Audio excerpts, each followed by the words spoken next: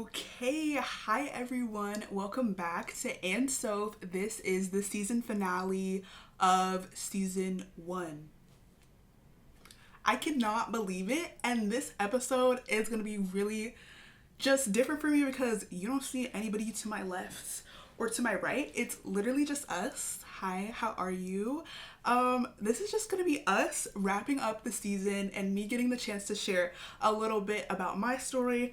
My name is Sophie Wade. I am the host of this podcast. I advocate for sharing authentic stories and being vulnerable on here and having a great time. So I wanted to share mine, but this is Andsoph podcast. This is my podcast for ordinary people with extraordinary impact. So today we're going to be talking about grief, which is a very big subject. And grief to me is just like, it means a deep sadness that comes from like a loss that you learn to live with. Like you don't really move on or move forward. You just, or should I say, you don't really move on, but you do learn to move forward. I know that one of like the common things about grief is like the 5 stages of grief, like denial, anger, bargaining, depression, and acceptance, like those 5 things. And I remember that was something that I had learned about as well. And I never really knew a lot about where that like originally came from. Like, where did that come from? Like, where are we pulling that from? And I did some research, and there's a psychiatrist that I'm not going to even attempt to say their name, but maybe I will. Elizabeth Kubler-Ross from the 60s. She basically did this whole study, like interviewing a bunch of different people who were going through illness and they were diagnosed and like going through like what their reactions basically in that. And from that, she was able to pull the 5 stages of grief. And at the time, there wasn't really a lot of like research on grief. So that became very popular, but it kind of originated from people reacting to a loss within themselves, like losing their life or losing like the wellness of their health, but not really much about how people deal with grieving the loss of other people. And so the 5 stages of grief, I feel like kind of get fuzzy. And right now, I just want to talk more about my personal experience, less about like the science behind grief and stuff like that. Like if you want to look into that, definitely take notes from like a psychologist or a grief recovery specialist or a grief specialist or anyone like that, a grief coach, a therapist. Because I am not any of those and I am not licensed, but I do have a story to share and I would like to share that with you. So basically, the story of grief I would like to talk about today is kind of connected to the title of this podcast, which if you've been following my Instagram, which thank you if you have been, I shared about this right before I started posting any episodes just to give you guys like context. Okay, I need to like breathe.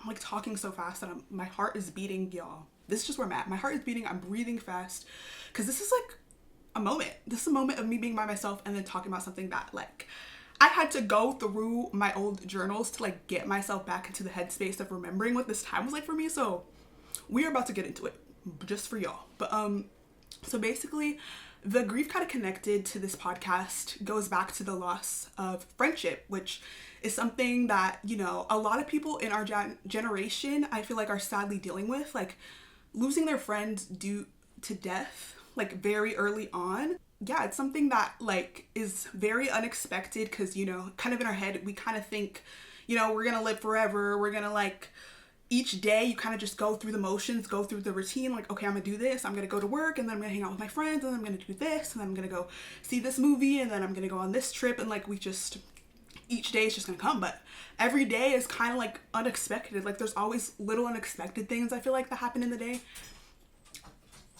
And there's like that, Charlie at the door.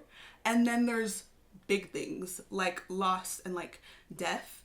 And that was something for me that I had experienced like in such a bigger way and like really made me appreciate my life so much more and really helped me learn about grief in such a helpful way that I feel like has helped me with like dealing with little things of grief and big things. But yeah, just to get into that. So the title of this podcast is called Andsoph.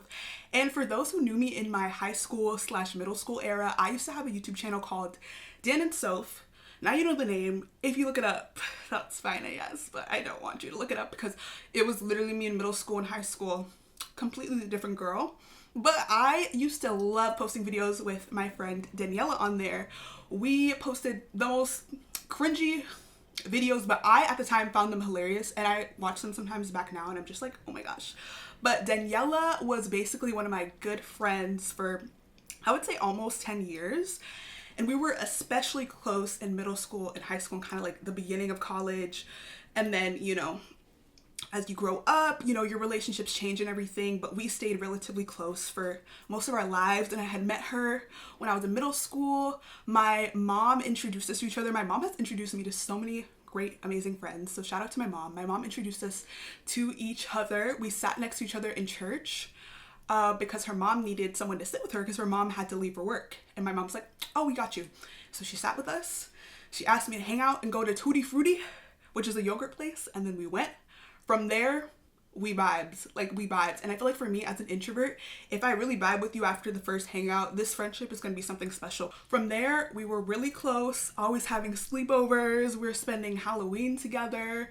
We were just two peas in a pod, living life. And our personalities, I feel like, just went so well with each other. Like our humor, just everything that we were passionate about and that we're into. And she was also like a very creative person as well, very talented, very bubbly, an amazing singer, amazing dancer, and she was just amazing and one of my favorite people that I've ever met. And basically one day I was just, you know, at home. The pandemic had happened, you know, we weren't able to really talk to each other, see each other as much, which really sucked. And that sucks because that took like some time away from us being able to, you know, continue to grow closer in our adulthood. And I just remember it was like 2021, so pandemic was still pretty bad. And I was just like sitting in my room and we were doing like an online class. And then I remember like literally getting a phone call like not that long after the class ended, and I shut my laptop and it was from her mom. And I was like, that's so interesting. Like I'm pretty close with her mom too, but like she didn't really call me like that. Like normally it was just like me and Daniella would hang out together, we'd have sleepovers or go over, and like that's when I would talk to her mom, but like we wouldn't really like call. So it was very like unusual. And I just had gotten a call from her mom, and her mom was just like, just sounded completely different. And she had basically broke the news to me on a random day in the week after my online class that Daniella had unexpectedly passed away in an accident, and that she like was gone like instantly. And so no one could say goodbye. It was just like I had to process that she was no longer here and that I couldn't say goodbye. It wasn't like, oh, like she got hurt really bad and, you know, she might not make it. It was like she's gone. That for me, my brain could not compute it. Like in that moment I just remember being like, okay. Like I think I literally said okay, and I said that because I was not processing it. I was like, what do you mean? And after I ended that phone call, I was just like, oh my goodness, like my life I feel like completely changed from there, because I had never really dealt with something like this where one of my close friends had literally died unexpectedly, and now I was supposed to just live life continually, knowing that something like that happened to her and that things like that happen in the world. So that for me, like during that time, I remember like it was still the pandemic, so I wasn't really able to give people hugs. Like hugs are like my love language, physical touch, but more like hugs. Like I feel like hugs, when I say physical touch, I mean hugs.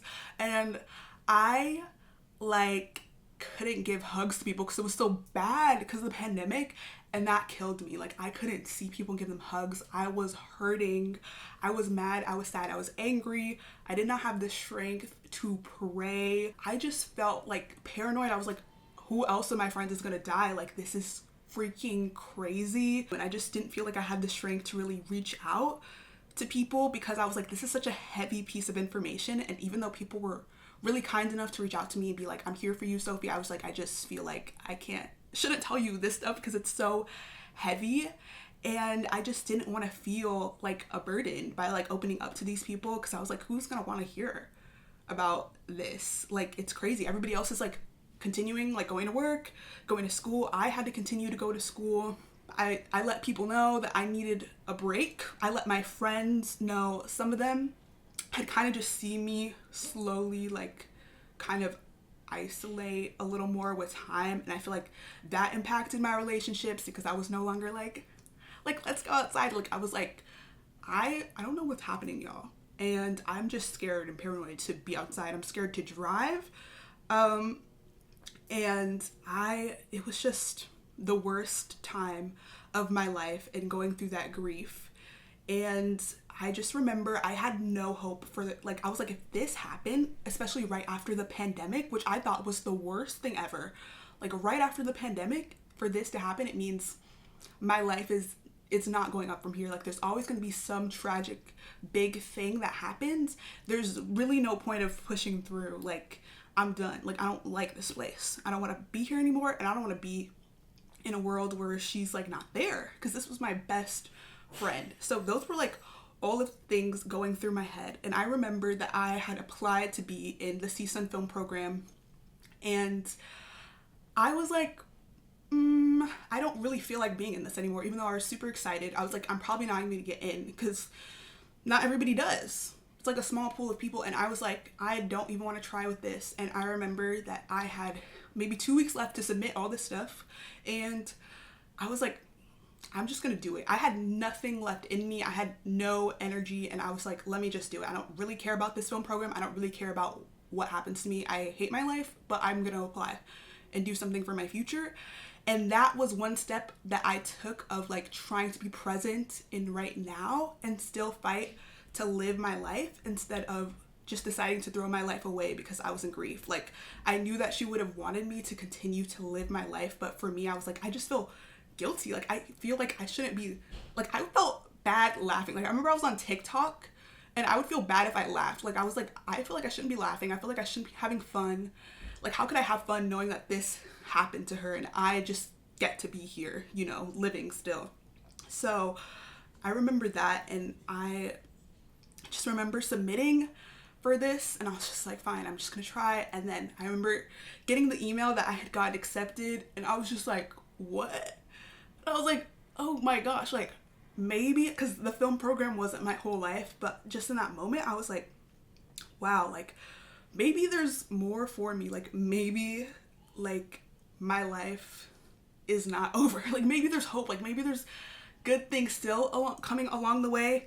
And from there, I feel like there was so many things I had to learn within coping with grief, and things that were really helpful for me. And I just remember really memorable conversations that I've had with people while grieving. Like with Elon, I remember I had called her like maybe the day after it had happened, and I wasn't speaking to many people.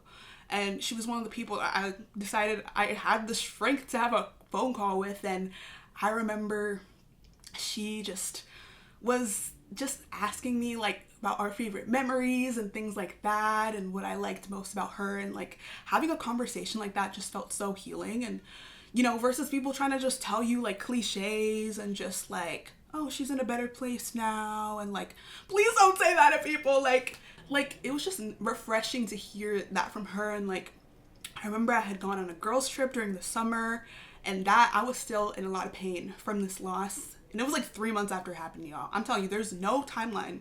3 years later, I still have moments where it really takes me back, like that this happened. And I remember just on that girls trip, and everybody was there, and I remember we're having such a fun day.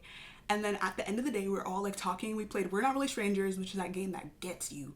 And we had this deep question about like, how are you really? And I remember I got that question. I was like, girl, I was like, well, I want to be doing well. Like I'm having a lot of fun, but I feel like I shouldn't be having fun because I'm just very sad. Like I'm still like going through a lot with this loss, and it's hard. And I remember we watched a clip from Inside Out, and we were basically talking about how joy and sadness can coexist. And that was something that was so life-changing for me, because I always thought like, oh, like how can you live in a world where there's all these bad things happening and unexpected things happen like that? It's like the good really can't exist without the bad, unfortunately. Like it's in our heads and in our lives, like there has to be a balance of like the good and the bad, and like the joy and the sadness. That's what emotional balance is. And that's like Inside Out. Like, you know, there couldn't just be a sadness and there couldn't just be a joy. Like it wasn't gonna work. And that's what I think of when I think of grief and celebration or joy and sadness, like they are all a whole, like they are all part of the story. Like those things don't define you, but they are still part of your story too. And it's what makes you complete, and it's what matures you, and it's what balances your emotions to make you into the best person that you are in ways that you probably can't see yet. Like I really couldn't see the other side. I thought that like I was really in a place that I was so depressed that I literally thought like, I don't know what's gonna happen, like I'm really fighting to keep my life over here, but my thoughts were other places. When you're in that headspace, you really don't see hope. Like you really don't see it at all. And even if you have loving, amazing people around you, it's really hard. And so I think I never like really fell that hard in my mental health. And like I felt like I didn't recognize myself, but being able to slowly learn lessons, like it took me so much time, and I'm still learning about grief. That really just helped me. And I feel like grief can really catch you when you least expect it. And still, as I'm grieving today, like that's something I find like on her birthday, or like the anniversary of like her funeral, or like different things like that. Like it's still really hard for me to be present, to, you know, like feel normal. Like I just feel like off, and like each year kind of feels lonelier and lonelier, because the first year it felt like, wow, all these people are surrounding me and asking me if I'm okay and checking in on me and doing all these things. And then, you know, year 3, it's like I'm just here trying to take care of myself, and it's not on anybody else. I've seen still friends who have been there for me, which has been really beautiful. But like, you know, after all these years, sometimes it's just you and God, or just you like trying to like literally continue to cope with this, because it continues. You continue to play back memories and stuff, and videos and photos and everything. And it's like a new normal that you're learning to live in. Like the normal you had before with that person is not there anymore. And you can't really suppress those feelings of grief. Like they're gonna find a way out, you know? And I think that for me, like what helped me really cope with this in a healthy way was being willing to learn more about grief, educate myself about that in ways, and like what this means, and like what it means to have like a relationship with God in this grief, because it can get very like complex of like, why did you do that? Why'd you allow that? But then I'm like, you know, praising you and stuff, like, you know, all of that. And then like being willing to also take that scary step to reach out to people, I feel like, as well.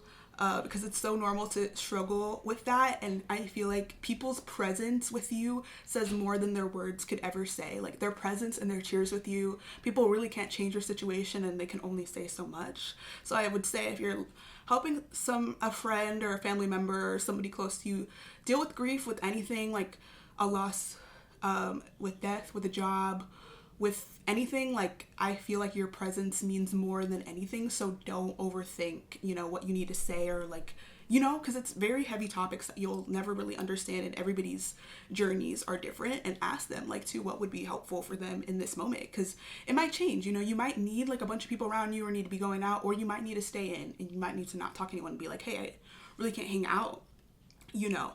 But I just want to say it's normal to struggle with reaching out to people. It's normal to struggle with praying, with scripture, with everything. You know, I had to take a break from church. I really did not pray as much. Like sometimes I just sat in tears, and that was good enough. I was like, that was my prayer. It was just tears, you know, because you can't like really make meaning of what happened. Like I'll never know why she unexpectedly died like that, and I had no chance to say goodbye. But like I chose to like, I'm gonna create meaning out of this. I'm gonna heal. I'm gonna create the meaning of choosing to love my friends even more, and not taking my time with them for granted. I'm gonna learn how to deal with grief, so that when grief comes back into my life, I won't fall apart as much as I did before, or maybe fall into as deep of a depression as I did, or like have very scary thoughts, you know.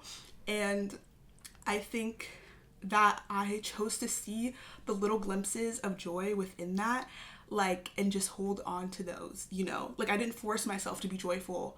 I just saw the glimpses of joy and the beauty of like the new friendships that I had made after she passed away. Like I made really amazing friends that summer. Like that was the summer I met a lot of cool people, and like being open to those friendships, you know, like grieving her friendship, you know, creating that space, but also being present in my life now, like getting working on getting back that strength to like give to my friends and to my family and everything, and seeing the beauty in that, and seeing a reflection or little reminders of like Daniella's friendship and like other friendships, I feel like was really cool for me.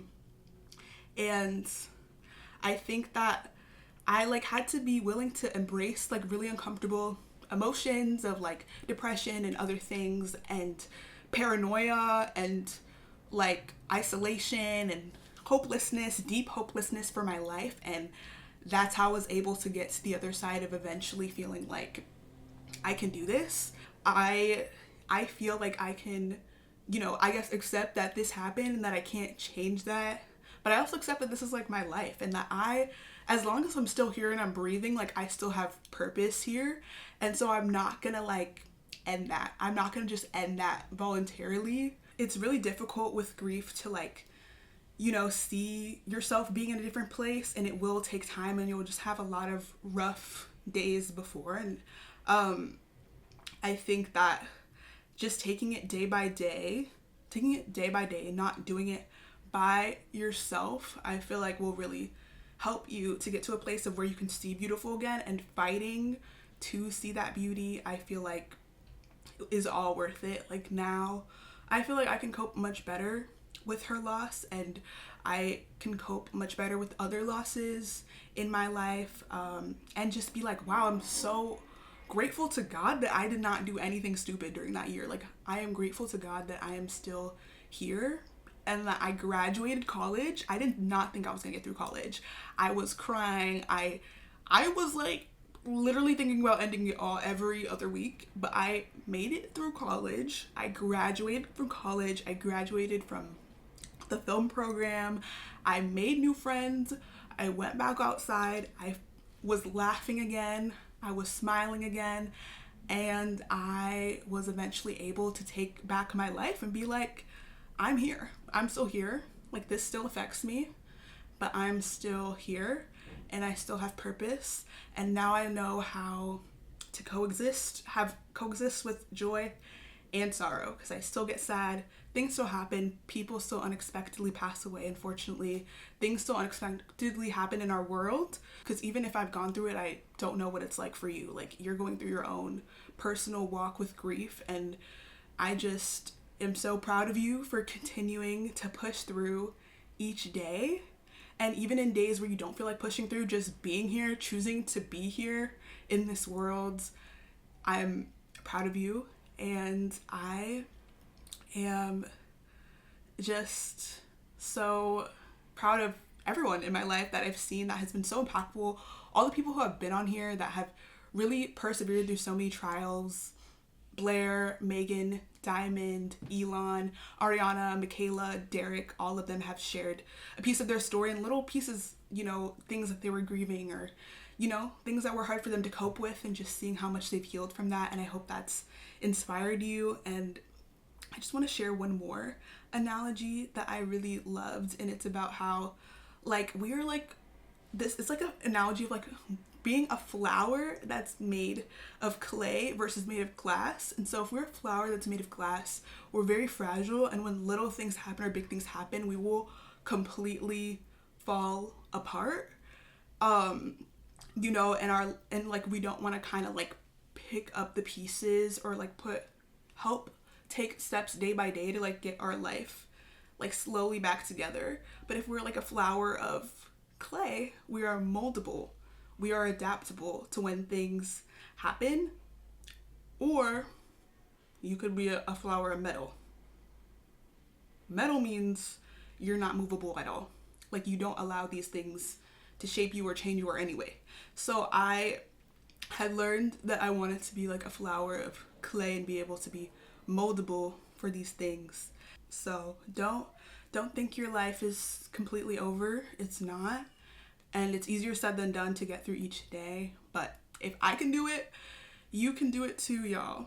I would not think I would be here hosting a podcast called Andsoph and be talking about this grief without like completely dying. Like this is crazy. Like to be able to share about this is a big deal. So I think that was everything. Wait, was that? Let me just make sure. Yeah. Yeah. And, it's going to take time saying what things were, like saying, talking about things in past tense. Like, it took me so long to, like, cope with talking about her in past tense. And so, like, those little things that nobody talks about, I feel like, bruh, it's hard. It's the worst. But with intentional healing, like, you will be able to, eventually have the strength to be able to talk about, like, this person, and share, like, their story and stuff. And, if you don't want to talk about it, that's okay too. Yeah, y'all, you are beautiful. You are amazing. There is life ahead for you. And thank you for listening to this first unfiltered episode of Andsoph. This is the end. This is the end of season 1. Thank you for making it to the end. I love you so much. I thank you for supporting Andsoph. Like, personally, I just want to say thank you to you watching or listening. Like, you don't understand how much it means that some of you from the very first episode have been, like, actually excited to, like, listen to these and watch these. Some of you have watched them the whole way through and have looked forward to them, and that just makes more of a difference to me than you know. Like, just to sit here and say my thoughts out loud and just not know how we're gonna react to them, and do a project like this where it's my first time and I don't have it all together. And I just thank you for being so supportive, and I thank you for listening to my story with grief. It was kind of all over the place because, I don't have all the time in the world to be in this very room right now. But I thank you for listening to this, and this will not be the last time that I talk about this. Like, I definitely would love to talk about this more, and I just would love to continue to stay in touch with you. So please make sure you follow the Instagram at AndsophPod, and follow the TikTok as well at Andsoph. Would love to talk to y'all and just hear about what your thoughts were on the season or the episode or anything. If you just have any thoughts to share, just please let me know. You can slide into the DMs, you can slide into the comments. Please let me know. And make sure you subscribe to the YouTube channel, because this is not over. Like, I have so many, like, visions and plans for Andsoph of how I just want to, like, continue to grow this for the future. And so I would love to have you still on the journey. So please subscribe to our YouTube channel, turn the post notifications on, and follow our Spotify and Apple podcast pages if you're listening on the go. And you can rate our Spotify. Has this been on my shirt the whole time? I'm pressed. But thank you for listening. I appreciate you. I love you. And this is my message to you too. That you are loved and you still have purpose.